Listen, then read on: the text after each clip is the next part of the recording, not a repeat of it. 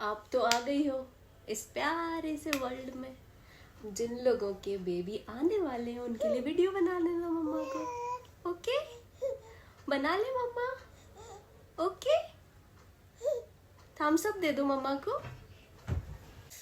मुझे ऐसा लग रहा है कि ये वीडियो देखने वाला जो क्राउड होने वाला है वो आई थिंक ऐसा होगा जिनका 7th या 8th मंथ चल रहा होगा और वो अपना प्यारा सा बेबी या प्यारी सी बेबी एक्सपेक्ट कर रहे होंगे और बहुत एक्साइटमेंट होगा, बहुत जॉय होगा। वेट नहीं हो रहा होगा क्योंकि मुझसे तो नहीं होता था तक्षु के आने का। भी बैठ के वो मेरे बाजू में वीडियो देख रही है कि मम्मा क्या करती रहती है, मेरे हाथ में कुछ भी है वो उसको देख रही है या मेरा वीडियो बनाना देख रही है and she is so excited.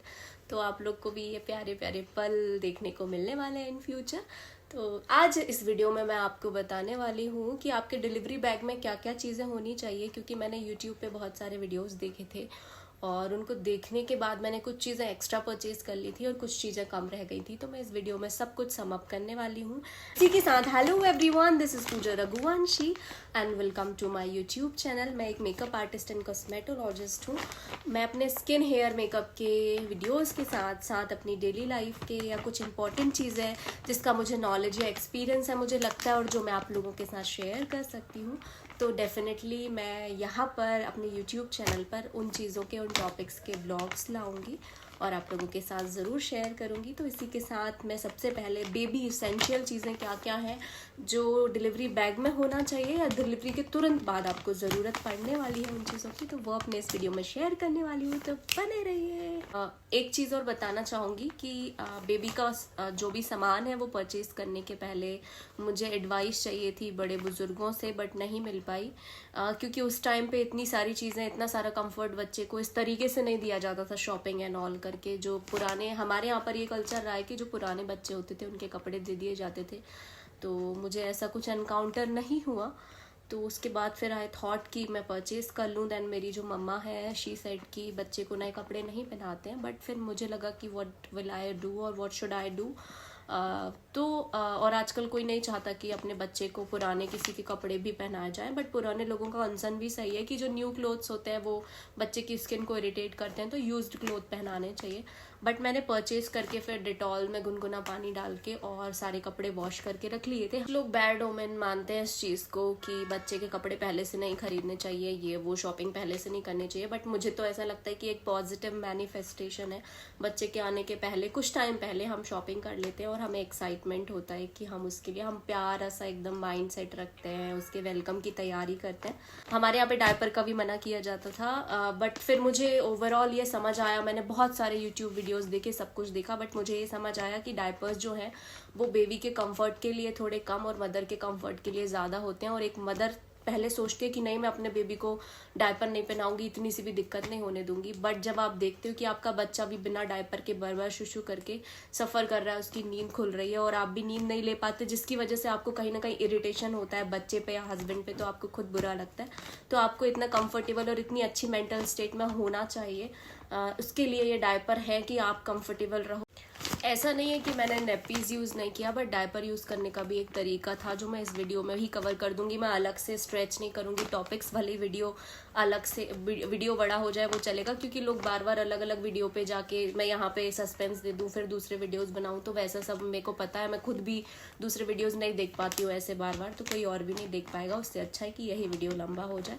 तो जो डायपर है वो मैंने पैम्पर्स के basic range, advance range, premium range, सारे रेंज ट्राई कर लिए, अपोलो के ट्राई कर लिए और भी मैंने 2-3 ब्रांड्स के ट्राई कर लिए, बट फाइनली मुझे जो मखमली सॉफ्ट एकदम डायपर समझ आया वो बेबी हग ब्रांड का है। बेबी हग का भी मैंने एडवांस ट्राई किया और प्रीमियम ट्राई किया एंड मुझे प्रीमियम समझ में आया। मैं किसी भी तरीके का कोई प्रमोशन नहीं कर रही हूँ, मैं अमेजोन लिंक नीचे दे दूंगी, लेकिन आप फिर भी फर्स्ट क्राई ऐप से परचेज करना क्योंकि वहाँ पे कॉस्ट इफेक्टिव मिल जाते हैं। तो गाइस ये साइज़ के हिसाब से आते हैं। इसमें लिखा हुआ है एम साइज़ और इसमें लिखा है कि 7 to 12 kg, बच्चा 7 से 12 किलो के बीच में होगा तो उसके लिए है। तो जो न्यूबॉर्न बच्चा होता है उसके लिए एक्स्ट्रा शॉर्ट वगैरह भी आते हैं, तो लिखा होता है न्यूबॉर्न के लिए, तो आप उसके अकॉर्डिंग परचेज कर सकते हो। एक्स्ट्रा शॉर्ट मिल रहा है तो एक्स्ट्रा शॉर्ट में भी परचेज कर सकते हो, बस शुरुआत में कम क्वांटिटी में लेना। अब मुझे आइडिया हो गया कि हाँ तक्षु का वेट इस रेंज से इस रेंज के बीच में रहेगा एटलीस्ट इतने महीने, तो मैं उस हिसाब से ये वाला ले रही हूँ, अभी एम साइज ले रही हूँ, और वो 8 मंथ की हो गई है कल।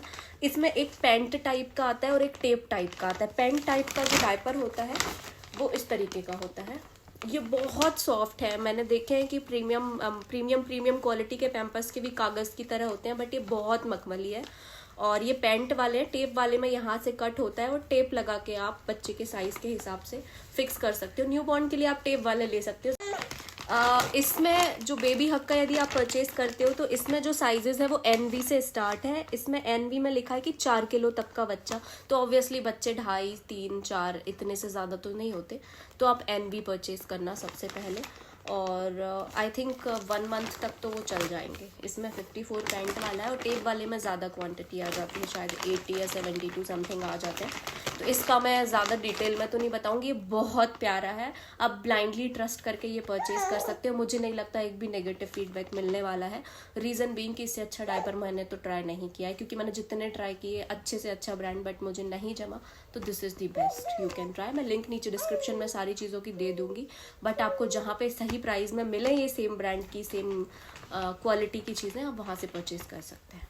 तो गाइज ये है बेबी हक की smart dry bed protector sheet. Dry sheet बोलती हूँ मैं इसको, बेबी हक का नाम बार बार ले रही हूँ। आप लोगों को लग रहा होगा प्रमोशन कर रही हूँ, बट मुझे इस ब्रांड से ऑब्सेशन है। इसकी सारी चीज़ें, स्पेशली कपड़े बहुत अच्छे होते हैं। तो ये शीट कुछ इस तरीके से है। सबसे बड़े साइज़ में जो अवेलेबल होगी आप वो ले लेना। मैंने 4 ली थी, जिसमें से 8 मंथ की हो गई है मेरी बेबी, 3 ही यूज़ हुई हैं, 4th यूज़ नहीं हुई है। ये शीट बड़ी प्यारी है। इसमें यदि बच्चा शुशु करता है तो ये एब्जॉर्ब कर लेती है, पता नहीं कैसे एब्जॉर्ब कर लेती है। ये कोई पन्नी वन्नी टाइप का मटेरियल नहीं है, ये भी बहुत सॉफ्ट है, बट हाँ ये वाटर प्रूफ है। बहुत ज़्यादा एब्जॉर्बिंग मटेरियल है, यहाँ पे भी सॉफ्टनेस है, प्लस ये गर्म इफेक्ट भी देता है। बच्चे को शुरुआत में थोड़ा गर्म टेम्परेचर में रखा, टेम्परेचर में तो नहीं, बट हाँ ठंडक ना हो ऐसा ट्राई किया जाता है, तो ये उसको एक cosy cosy cosy cosy effect देता है। तो आप ये शीट परचेज कर सकते हो। क्या हो गया बेटा? गाइज अब मैं आपको जो चीज़ दिखा रही हूँ, आई थिंक इसको वंसीज बोलते हैं गांव साइड, मतलब MP में गांव साइड पे झगला और भी कुछ कुछ बोलते होंगे। आई डोंट नो ये क्या होता है एग्जैक्टली, बट ये छोटू सी शर्ट है बेबी के लिए। मेरी बच्ची मई में पैदा हुई थी, तो आई थॉट कि गर्मी होगी और ब्लैंकेट से वैसे भी कवर करते हैं, तो मोटे कपड़े इनिशियली ना पहना है। तो इस तरीके की मैंने ये 5 का सेट लिया था, अभी ये 4 है, आई डोंट नो और कहाँ रख दी हैं। ये बहुत कंफर्टेबल थी पहनाने में, छोटू से हाथ होते हैं। और ये मैंने अगेन ये बेबी हक ब्रांड की हैं, और इसमें साइज़ जो लिखा होता है वो प्रीमी लिखा होता है। एंड प्रीमी इसलिए क्योंकि जो बच्चा छोटू सा होता है ना, न्यू बॉर्न, उसके लिए होता है, तो कोई स्पेसिफिक साइज़ नहीं हो सकता है। तो मैंने ये परचेज़ करी थी 5, और ये 5 सफिशिएंट थी। साथ में ये हॉस्पिटल वालों ने दिया था, फर्स्ट टाइम तक्षु ने पहना था, तो एक ये चीज़ हो गई है। तो इसके अलावा भी मैंने तक्षु के लिए टी-शर्ट्स ली थी, वो भी दिखा देती हूँ। गाइज एक ये टी-शर्ट है, एंड ये टी-शर्ट पर साइज़ लिखा है, बेबी हक ब्रांड की है, 3 to 6 मंथ्स लिखा हुआ है, बट ये मैंने 1.5 मंथ से पहनानी स्टार्ट कर दी थी, और अभी भी वो 8 मंथ की हो गई है, फिर भी ये टी-शर्ट उसको आ जाती है। तो मुझे बेबी हक ब्रांड की एक चीज़ बहुत अच्छी लगती है कि स्ट्रेचेबल होते हैं क्लोथ्स, बहुत सॉफ्ट होते हैं। बच्चे के हाथ का जो रेशो है वो अलग हो सकता है, शोल्डर अलग हो सकते हैं, किसी के ब्रॉड किसी के कैसे, बट ये जाता है, बहुत अच्छे से जाता है कंफर्टेबली। जबकि मैंने अदर जो ब्रांड से चीज़ें खरीद के देखी हैं, नॉर्मल मार्केट से खरीद के देखी हैं, अच्छे प्राइस की भी खरीद के देखी हैं, बट उनके कहीं हाथ दिक्कत करने लगते हैं या पहनाने में दिक्कत होने लगती है। बच्चे वैसे भी ऐसे क्लोज वाले कम पहन पाते हैं, बट बेबी हक के जो कपड़े हैं वो क्लोज नेक में भी बच्चे इजीली पहन लेते हैं। इतना सॉफ्ट और इतना प्यारा मटेरियल होता है। और इसके साथ ही पैंट्स हैं, ये 3 to 6 मंथ्स के हैं। तक्षु को अभी भी अब जाके आने स्टार्ट हुए हैं 8 मंथ में। तो इनिशियली जब 1.5 मंथ की थी या 2 मंथ की थी, तब मैं इसको यहाँ से फोल्ड कर देती थी।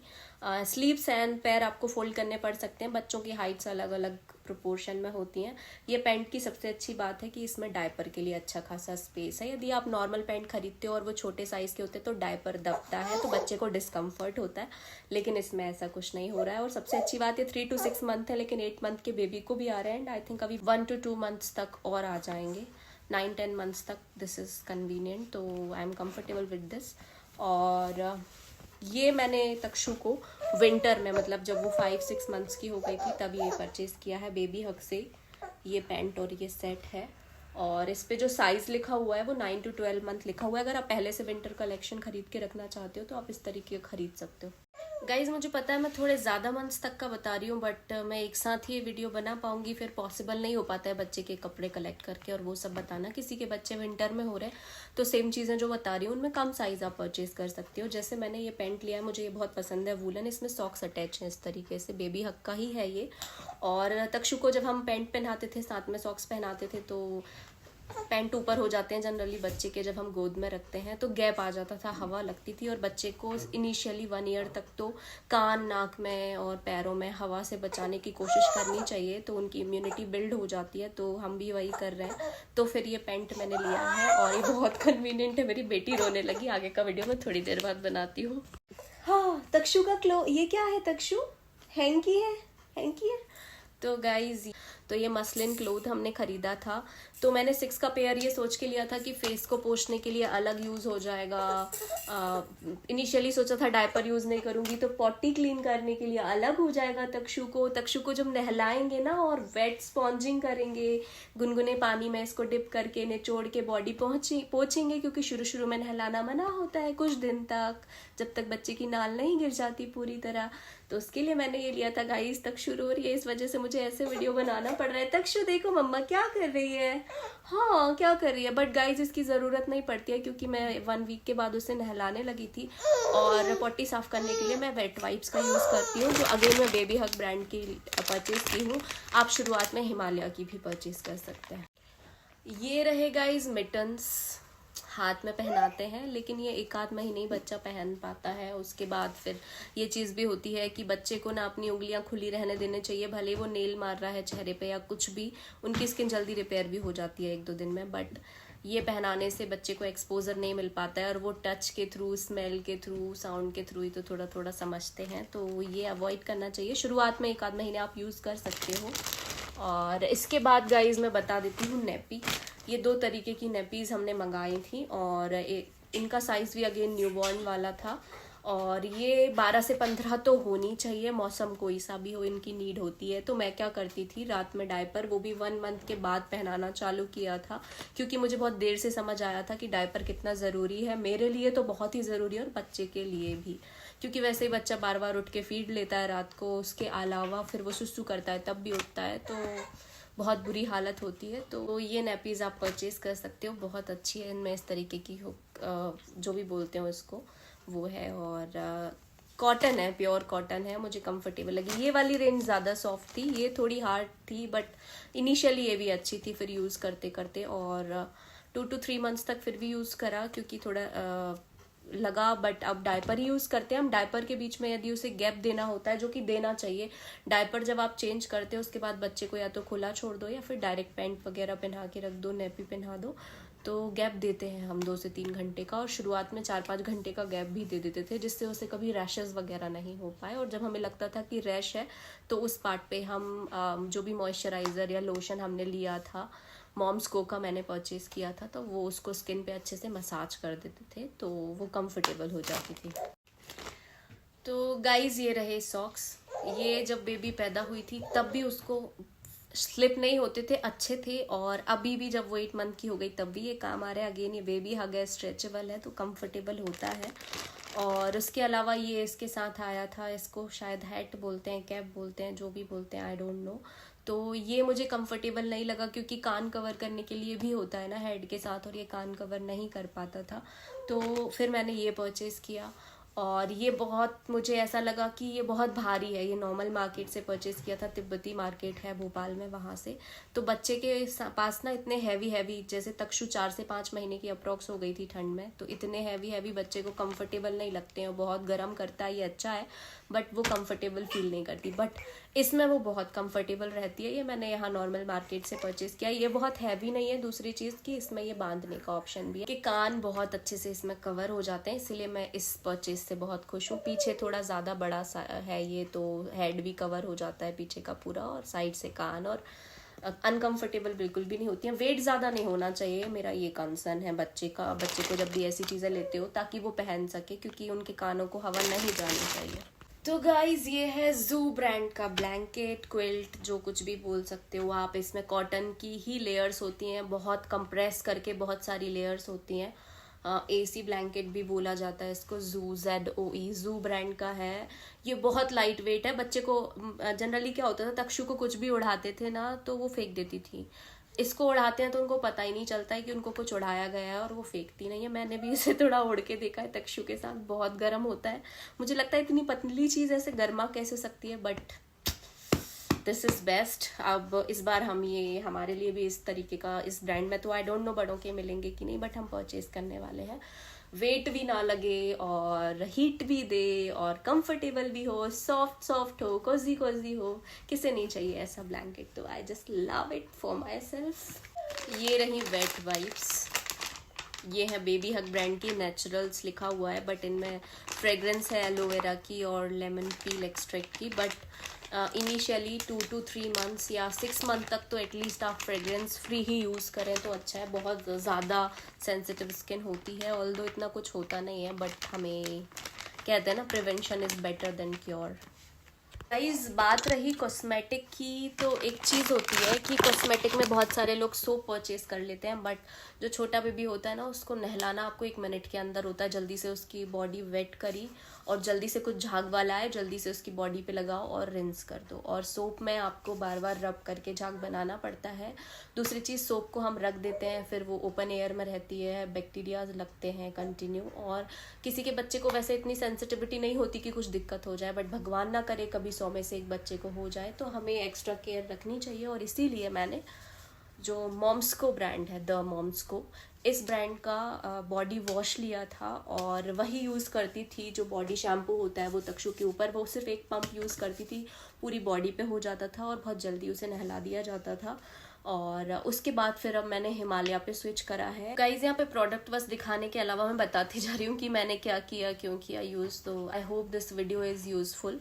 एंड मैंने मॉम्स्को ब्रांड का ही बॉडी लोशन लिया था। आपको पाउडर लगाने की बिल्कुल ज़रूरत नहीं है। 8 मंथ की हो गई तक्षु, आज तक मैंने पाउडर यूज़ नहीं किया। कुछ लोग बोलते थे कि नेक पे रैशेज़ हो रहे, ये हो रहे, वो हो रहे, पाउडर लगा दो, बट नहीं। जब भी रैशेज़ भी हुए तो मैंने उसको क्लीन करके वाइप से या गीले कपड़े से, गुनगुने पानी में गीला कपड़ा डैप करके और फिर वाइप करके थोड़ी देर बाद मॉइस्चराइज़र लगा देती थी। बट मैंने कभी भी पाउडर यूज़ नहीं किया। और एज अ कॉस्मेटोलॉजिस्ट मैं सजेस्ट करूँगी कि प्लीज़ प्लीज़ प्लीज़ बच्चों को पाउडर यूज़ ना करें, खुद भी ना लगाएं तो अच्छा होगा।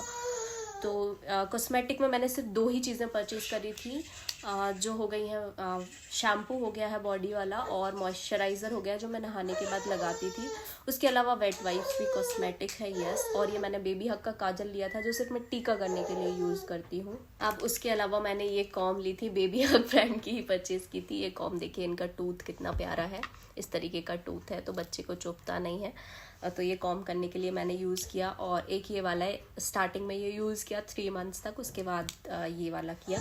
और इसका यूज़ जो है वो अब मैं ऐसे करती हूँ कि बच्चों को क्रेडल कैप होता है ना, डेंड्रफ होता है, तो शैम्पू कर देती हूँ तक्षु को और फिर इसको इस तरीके से राउंड राउंड मोशन में बालों पे चला देती हूँ, बहुत हल्के हाथ से, क्योंकि यहाँ पे जो सॉफ्ट स्पॉट होता है उस पर तो हम गलती से भी इसको नहीं रब कर सकते और बच्चे इरिटेट भी होते हैं। तो मैं हल्के हाथ से इसको शैम्पू लगा के रब करके और वॉश कर देती हूँ। तो क्रेडल कैप अब बिल्कुल भी नहीं है, पूरा चला गया। और गाइज ये मैंने नेजो क्लियर ब्रांड का जो सलाइन नेजल स्प्रे है वो ले रखा था, साथ में ये नोज बल्ब ले रखा था। इनके बहुत सारे वीडियोस देखे थे यूट्यूब पे, मुझे ये हेल्पफुल भी लगा है। 2 months तक तो मैंने यूज़ नहीं किया इसको, उसके बाद यूज़ करना स्टार्ट करा। तो ये सलाइन है, इसको इस तरीके से नाक में एक बूंद, एक नाक में डाला, पहले एक नेजल पैसेज में डाला, फिर 1 मिनट 2 मिनट का वेट करके अगले वाले में डाला। इससे क्या होता है, जो म्यूकस होता है कफ, तो वो थोड़ा पिघल के बाहर निकलने लगता है। या डॉक्टर तो मेरे बोलते हैं कि जो बच्चे हैं उनको उस तरीके का कफ नहीं बनता हमारी तरह शुरुआत में, तो जो ब्लॉकेज हो जाता है थोड़ा, हमें वो कफ की तरह लगता है, लेकिन वो ब्लॉकेज क्लियर हो जाता है तो बच्चे कंफर्टेबल रहते हैं। साथ में ये है, जब कफ बना और मुझे लगा कि कफ हो रहा है तो मैं इसको इस तरीके से स्क्वीज करके इसके अंदर की हवा निकाल देती थी, फिर इसको नोज में इन करके और इसकी एयर को लूज कर देती थी, जिससे इसमें जो कफ है वो आ जाता था। एक और कंपलसरी चीज़ है, जब भी आपको लगता है कि, क्योंकि एक मदर को ना बच्चे का फीवर सबसे पहले समझ में आ जाता है, क्योंकि बॉडी का थोड़ा सा भी टेम्परेचर अप होता है तो मदर को समझ आता है, क्योंकि वो कंटिन्यू उसके टच में होती है। तो डॉक्टर से जब कॉल पे हमें बात करनी पड़े अर्जेंटली, या हॉस्पिटल भी जाना हो, तो जब हमें बच्चे को फीवर था तब और जब डॉक्टर के पास ले जा रहे हैं तब के टेम्परेचर में डिफरेंस होता है। तो डॉक्टर कई बार बोलते हैं कि आप थर्मोमीटर हैंडी रखो अपने पास, ताकि कभी आपको लगे कि फीवर है तो आप टेम्परेचर मेज़र कर लो। और अगर आपको 100 से ज़्यादा, या एक रेंज होती है मतलब 100 तक अगर चला जाता है तो डॉक्टर के पास चले जाना चाहिए। मैं 98 में भी थोड़ी डर जाती थी, तक्षु थोड़ी भी उनकी बॉडी हीट होती थी, तो मैंने ये रख रखा है। और ये किस ब्रांड का है? हिक्स का ना, HICKS, ये हिक्स ब्रांड का है, लोकल मेडिकल से लिया है। ये बहुत अच्छा है, डिजिटल है। इसको आर्म पिट में लगा के रखते हैं थोड़ी देर, और ये जो बटन है इसको प्रेस कर देते हैं और इसमें थोड़ी देर के बाद एग्जैक्ट टेम्परेचर आ जाता है। ये रहा गाइस बेबी हग का टॉवल। इसको बेबी के सिर पे ऐसे लगा देते हैं और उसके बाद दोनों साइड से ऐसे रैप कर देते हैं। तो ये रैपर की स्वेडल जो होता है ना, उसकी तरह भी काम करता है, बट मैंने उसकी तरह यूज़ नहीं किया इसका। तो ये बहुत अच्छा है, अंदर से भी सॉफ्ट है, बाहर से भी सॉफ्ट है। उसके अलावा अब मुझे लगा कि ये शायद थोड़ा छोटा होने लगता है, तो उसके बाद अभी हम लोग ये टॉवल यूज़ कर रहे हैं। और जनरली 2 टॉवल होने चाहिए, क्योंकि स्पेशली जब गर्मियों में बच्चे हुए उसके बाद बरसात आ जाती है तो सूख वूख भी नहीं पाते, और बच्चे का टॉवल अलग होना चाहिए। हमारे यहाँ पे तो हम सारे लोगों के ही टॉवल अलग अलग होते हैं, हाइजीन। गाइज एक और चीज़ होती है जो कम से कम नहीं तो 2-3 महीने तो यूज़ होती है, वो बेबी कैरी नेस्ट होता है, जिसमें बेबी को सुला सकते हैं हम, और वो बेडशीट की तरह भी बन जाता है, जिपर लग जाता है। वैसे तो मदर को उस पर कम रखना चाहिए, अपनी गोदी में ज़्यादा रखना चाहिए बच्चे को, बट शुरुआत में क्या होता है ना, बच्चे बहुत डेलिकेट होते हैं और हम कितना भी मना करें लोगों को, बट वो अपने हाथ में कैरी करते हैं। जबकि बच्चों को शुरुआत में ज़्यादा हाथों में नहीं जाना चाहिए, क्योंकि सबके होल्डिंग का तरीका अलग अलग होता है, बच्चों को डिस्कम्फर्ट हो जाता है और हमें पता भी नहीं चल पाता कि उनको प्रॉब्लम क्या हो रही। तो इन सारी प्रॉब्लम्स का यदि हमें कोई सोल्यूशन चाहिए तो वो ये कैरी नेस्ट है, क्योंकि इसमें बच्चा एकदम अलाइन होता है, प्रॉपर वे में होता है, कोई भी उसे होल्ड कर ले कुछ डिफरेंस नहीं आता है। तो ये इसका जो यूज़ करने का टाइम पीरियड है, कम टाइम तक यूज़ होता है, लेकिन ये कन्वीनियंट है। और बच्चे की सारी चीज़ें ऐसी होती है जनरली 1-2 महीने ही यूज़ हो पाती है, बट वो 1-2 महीने कन्वीनियंस बहुत इंपॉर्टेंट होता है। गाइज आप चाहे तो नेल फाइलर ले सकते हैं, एज मैं नेल टेक्नीशियन भी हूँ तो मुझे नेल्स काटना कोई बहुत बड़ा ऐसा काम नहीं लगता है। बट हाँ, तक्षु के नेल काटने में बहुत दिक्कत होती है। वो एक उंगली भी हम पकड़ के रखो तो पूरे हाथ का जोर लगा देती है, हाथ इतना मूव करती है कि डर लगता है नेल्स कट करने में। फिर भी मैंने ये बेबी हग का लिया है, ये बहुत सॉफ्ट है और मुझे कन्वीनियंट लगा तो ले लिया।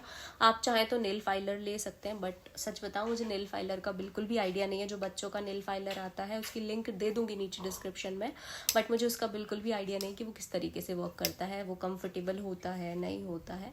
तो मैं बस इतना ही बता पाऊंगी कि मैं ये यूज़ कर रही हूँ अपने बच्चे के नेल्स कटिंग के लिए। और एक चीज़ और बताना भूल गई, कॉस्मेटिक में आपको बेबी ऑयल भी लेना है, और मैं करंटली हिमालय ब्रांड का यूज़ कर रही हूँ। पहले मैंने मॉम्सको का यूज़ किया है, बट आप हो सके तो ऑलिव ऑयल यूज़ कर सकते हो। रघु कौन से ब्रांड का ऑलिव ऑयल था वो? गाइस तो ऑलिव ऑयल, आप फिगारो ब्रांड का बेबी ऑयल आता है वो ले सकते हैं, वो ज़्यादा अच्छा होगा बच्चे की मसाज करने के लिए। और अगर आप जो मस्टर्ड ऑयल है उससे बच्चे की मसाज कभी कभार यदि कोल्ड हो गया है तो करना चाहते तो कर लें, but try to avoid mustard oil, because उससे मेलानिन प्रोडक्शन पे कुछ तो इम्पैक्ट होता है, डार्कनिंग हो जाती है स्किन की। तो मैंने 1-2 बार ट्राई करा, बट मुझे लगा कि दिक्कत होती है। बट तक्षु को जब कोल्ड होता है तो मेथी दाना लहसुन उसमें बॉईल करके फिर उसको ठंडा करके रख लेती हूँ, सिर्फ चेस्ट एरिया, तलवे पे, हथेलियों पे मसाज कर देती थी। गाइस एक चीज़ और बताना चाहूँगी, आप क्यूटिप जो ईयरबड्स होते हैं वो भी रख सकते हैं, लेकिन वो अच्छी क्वालिटी की, थोड़ी अच्छे प्राइस वाली रख लें। उनमें आप थोड़ा सा ऑयल या मॉइस्चराइज़र लगा के, क्या होता है बच्चे के कान के पीछे ये फोल्ड होता है, यहाँ पे गंदा जमा हो जाता है, तो जब आप उसमें ऑयल लगा के यहाँ पे थोड़ा सा ऐसे बस चलाते हैं तो वो साफ़ हो जाता है। और ये वाला जो पार्ट है ना, यहाँ पे हमें क्लीन करने की ज़रूरत पड़ती है, डार्कनिंग हो जाती है, बच्चे को काला काला जम जाता है। तो हमें इन चीज़ों का ध्यान देना चाहिए, इसलिए क्योंकि इन्फेक्शन के भी रिस्क होते हैं। तो और दूसरी चीज़, आप लोगों को जेनिटल रीजंस में या फिर नाभि पे ऑयल लगाने का बोला जाता है, तो मैंने तक्षु को ऐसा कुछ भी नहीं किया है। और जो नाभि है उस पर भी, जब कॉर्ड है तक्षु की वो गिर गई थी नाभि से, उसके बाद भी मैंने उसे अपने आप क्लीन होने दिया, उस पर कोई ऑयल या कुछ भी नहीं लगाया। तो प्लीज़ हल्दी ऑयल ये सब ना लगाएं, कोई इन्फेक्शन हो गया तो आपके बच्चे को ही प्रॉब्लम होनी है। गाइज अब मैं मदर के बारे में बताना चाहूँगी। तो सबसे पहले आपको बता दूँ, एक बहुत ज़्यादा ट्रेंड चल रहा है, उस ट्रेंड को फॉलो करके सो कॉल्ड मॉडर्न बनने के चक्कर में मैंने बहुत भुगता है।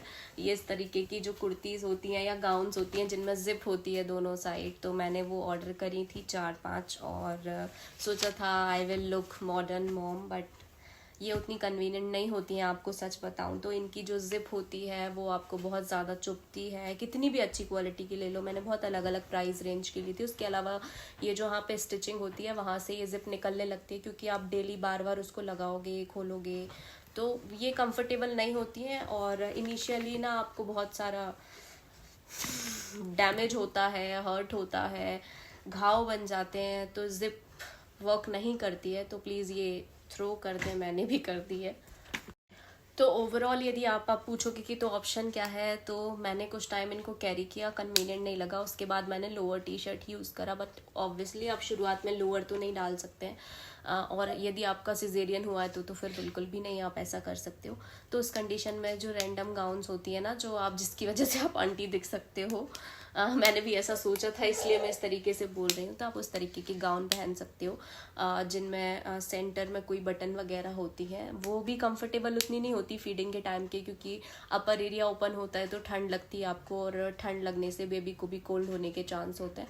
बट 1-2 महीने आप, 1-आध महीने आप उनको यूज़ करो, उसके बाद आप लोअर टी शर्ट या जो भी ड्रेस पहनते हो, जैसे कि आप घर पे कुर्ते या कुछ पहनते हो, तो वो आप लूज़ पहन लो। जैसे मैं अपने हस्बैंड की T shirts, full size T shirts पहनती थी, तो उसकी वजह से मुझे काफ़ी कंफर्ट रहा। गाइस नेक्स्ट चीज़ बताना चाहूँगी, वो चीज़ ऐसी है, गाइस नहीं girls, my ladies, my beautiful ladies, my mother to be, आपको एक बहुत प्यारी चीज़ बताना चाहूँगी। जो चीज़ जब मैं हॉस्पिटल लेके गई, वो भी मेरी एक फ्रेंड ने सजेस्ट की थी मुझे, और हॉस्पिटल में जब जो नर्स वगैरह होती हैं उन्होंने देखी, तो वो लोग ने भी जो पैक है उसकी पिक ली कि ऐसा अवेलेबल नहीं हो पाता है ईजिली। आपने कहाँ से लिया? ये बहुत कंफर्टेबल है।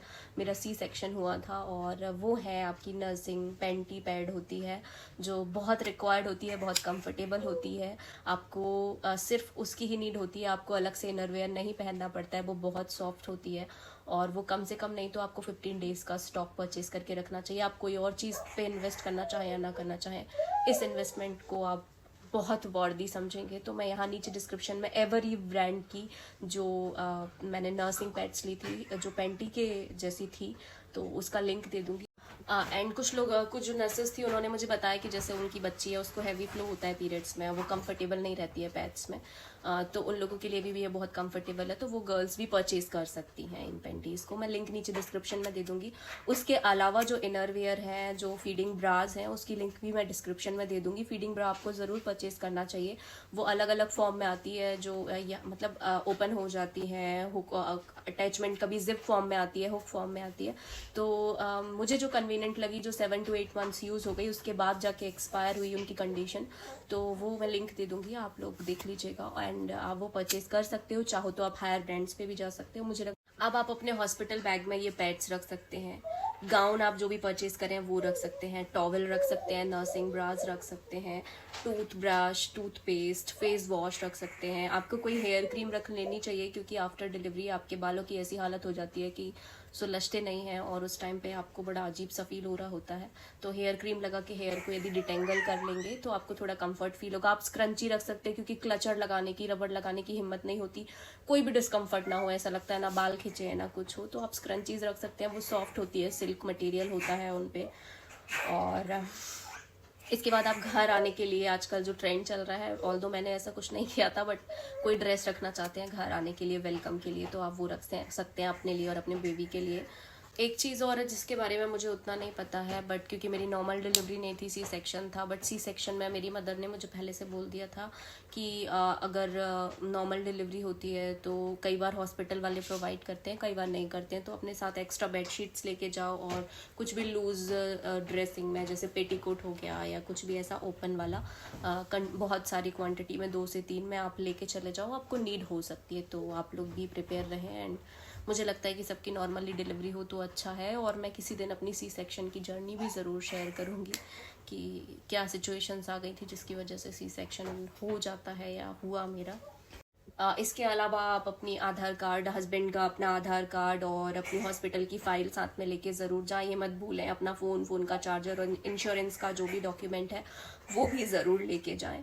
और पानी की बोतल लेके जाएं, खुद का पिलो और खुद का ब्लैंकेट यदि आप ले जाना चाहते हैं हाइजीन पर्पज से तो वो लेके जाएं। सैनिटाइज़र लेके जाएं, हैंड वॉश लेके जाएं। हॉस्पिटल में ये सारी चीज़ें होती हैं, बट आप अपनी तरफ से भी ले जाना चाहें तो एक्स्ट्रा आप रख सकते हैं। आप नहाने वाली सोप वगैरह रख सकते हैं, आपके साथ जो रुका है उस पर्सन के लिए एक्स्ट्रा चीज़ें रख सकते हैं रखना चाहें तो पहले से।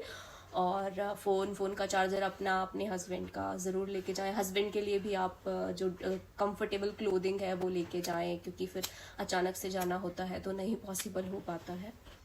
कई बार तुरंत फीड नहीं आ पाता है तो आपको फॉर्मूला मिल्क यूज़ करना पड़ता है, जो वहाँ पे मेडिकल स्टोर पे हॉस्पिटल में मिल जाता है। बट आप एक कटोरी और एक चम्मच जो शार्प ना हो ऐसी लेके चले जाएं।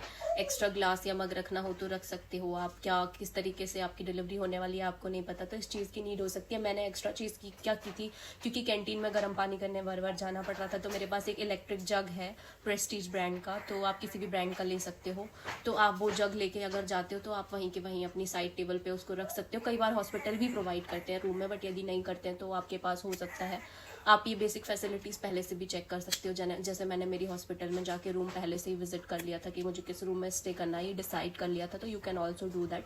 But for the safer side यदि आपको लगता है तो आप ऐसा भी कर सकते हो। इसके अलावा आप अपने हस्बैंड का जो भी क्लोथिंग वगैरह मैंने बता दिया, तो आप क्लोथिंग की चीज़ें, फ़ोन चार्जर वगैरह, उनकी भी नेसेसिटी की चीज़ें, टूथब्रश वगैरह, यदि वो रुकने वाले हैं हॉस्पिटल में आपके साथ तो वो सब लेके जा सकते हैं।